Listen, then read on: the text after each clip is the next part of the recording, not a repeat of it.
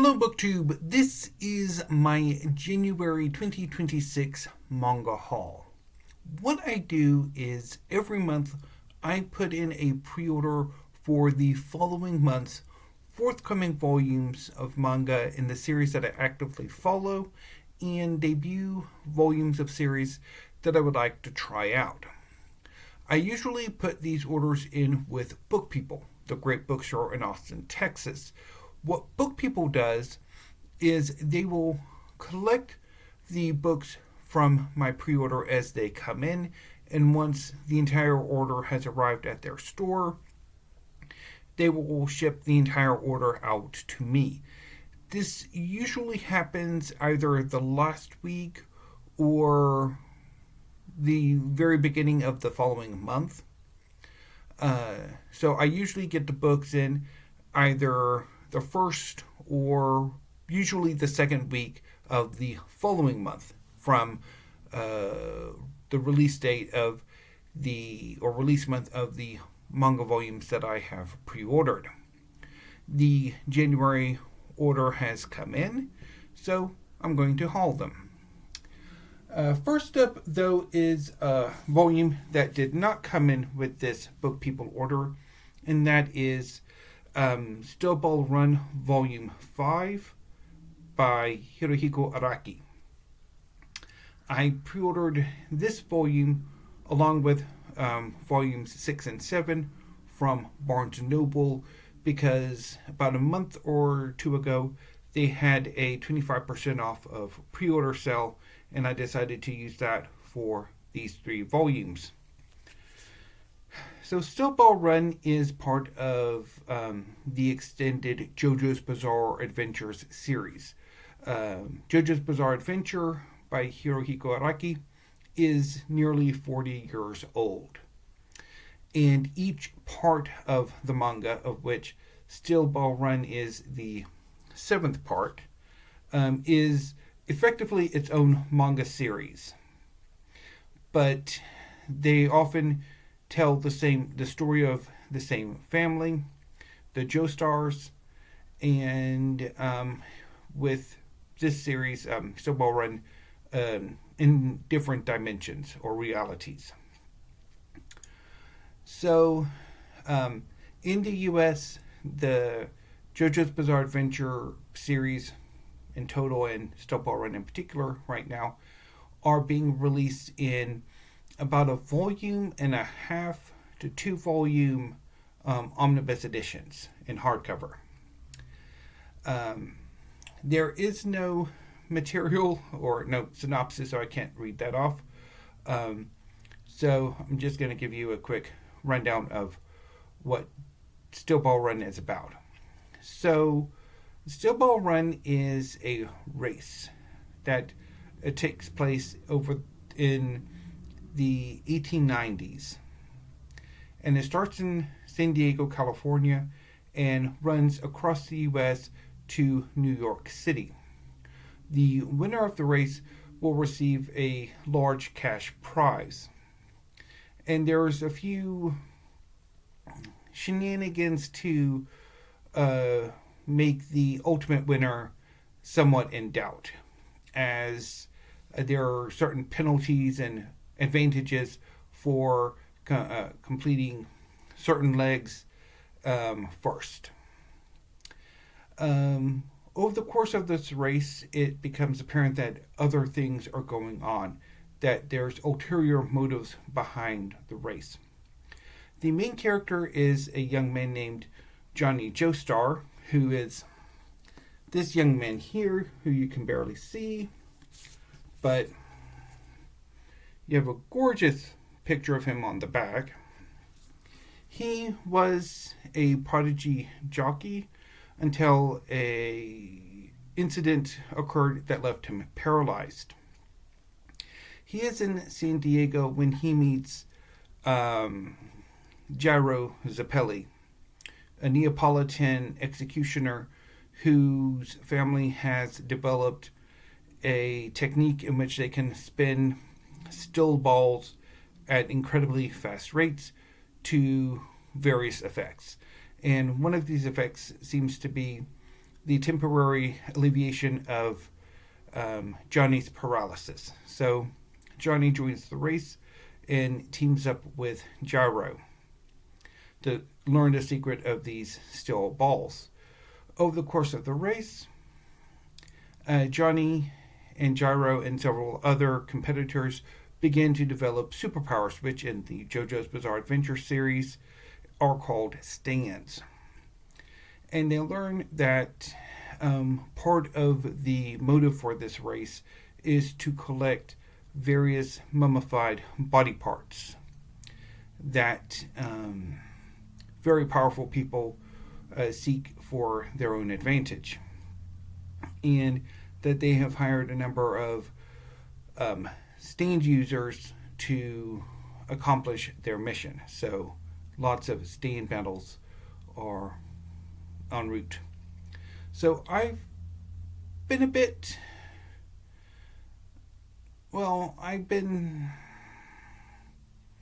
I think, to be honest, my interest in Steel Ball Run has flagged a little bit in recent volumes, but I'm hoping my reading on Friday will pick things back up. I will, of course, report back on Monday. So, moving on to the book people part of this order, and in alphabetical order, because I've already logged them into my library catalog, is Record of Ragnarok, Volume 17, by Azychika on art, Shinya Umemura on story, and Takumi Fukui on the script.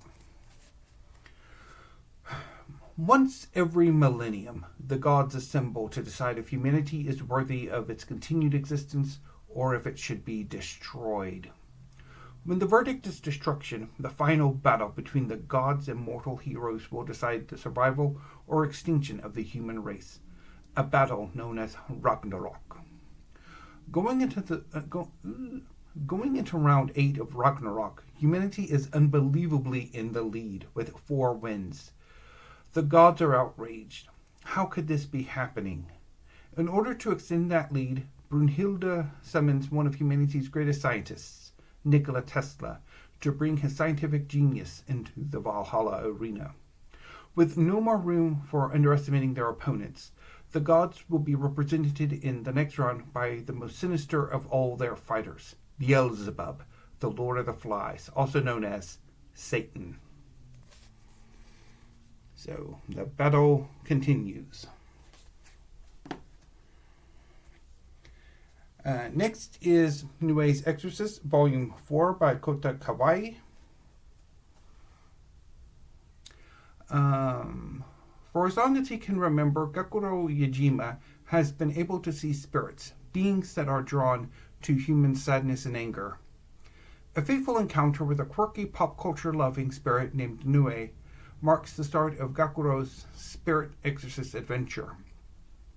The news that Gakuro is living with Shiroha spreads around the school, and somehow it turns into a brawl among his classmates over who else gets to live with them. To make matters worse, a spirit possesses Kazusa, who had stopped by the classroom to see what was going on. So, I've been following this series for a few volumes now, and I'm not sure about it. Next is Dark Gathering, Volume 17, by Kenichi Kondo. After a dangerous encounter with a malevolent spirit, Kaitaro Gintoga wants nothing to do with the supernatural. Unfortunately for this reluctant ghost magnet, he's stuck helping Yayoi Hozuki, a strange young girl who's intent on capturing Japan's most terrifying ghosts and ghouls. The battle against Yin Jiao has reached its final stage. With the new emperor, the ghost of the legendary Taira no Matsukado left as the last graduate standing, will this rebellious and heroic spirit be enough to overcome the wrath of a vengeful god, or will his efforts end in nothing but tragedy once more? The battle reaches its climax. This is the second volume of Phantom Busters by Neoshoco. Straight-A student Eugene Korekishi doesn't believe in ghosts, but his classmate Mogari Shizukuno is an exorcist who swallows them whole. Mogari can't see ghosts on his own, but once he and Eugene meet someone with the sight, there's only one path left: form an exorcist club at school and embark on a high school life that's anything but normal. Wanting to start their club activities in earnest, the Phantom Busters plan to post flyers around the school to advertise the exorcism services they provide. But first they have to get the idea past the student council president, who is a stone-cold non-believer. Meanwhile,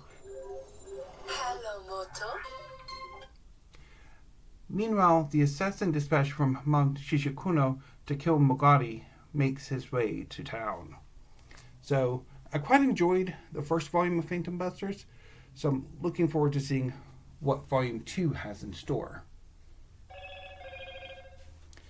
Next is Kaijin Fugeki, Volume 1 by O. Great. Once called natural disasters, now they are known as nights. In the face of the onslaught of incomprehensible calamity, all these young people can do is dance, to summon the power of the gods, to quell the wrath of the knights, to save their very world. Jin, a boy living in the hinterlands of Japan, finds his fate entwined with that of Gao, a British soldier driven from his home by Catherine, Night of Typhoons. Together they must find a way to fight off despair as the dark of night falls across the world. Let's see what that's about. Next is Sakamoto Days, Volume 20 by Yuto Suzuki. Taro Sakamoto was once a legendary hitman considered the greatest of all time. Bad guys feared him, assassins revered him. But then one day he quit, got married, and had a baby. He's now living the quiet life as the owner of a neighborhood store. But how long can Sakamoto enjoy his days of retirement before his past catches up to him? Sakamoto is concerned about the safety of his family and friends. How will he protect them in his life as a civilian? Meanwhile, Takamura's personality goes out of control, turning X into a killing machine. In the midst of the chaos, Rion's personality appears and begins to talk about her last days with Uzuki. And finally, Gachiakuta, Volume 9 by Kei Urana. The battles with the raiders are heating up. The cleaners have finally learned they're currently stuck inside a trash beast. And not just any trash beast, but one created by Zodo for one purpose: to cross the mysterious barrier that separates the ground from the sphere. Rumor has it no one ever survives the crossing, and right now they're hurtling toward it. The clock is ticking. So, how will this battle wrap up? So, that is my January manga haul.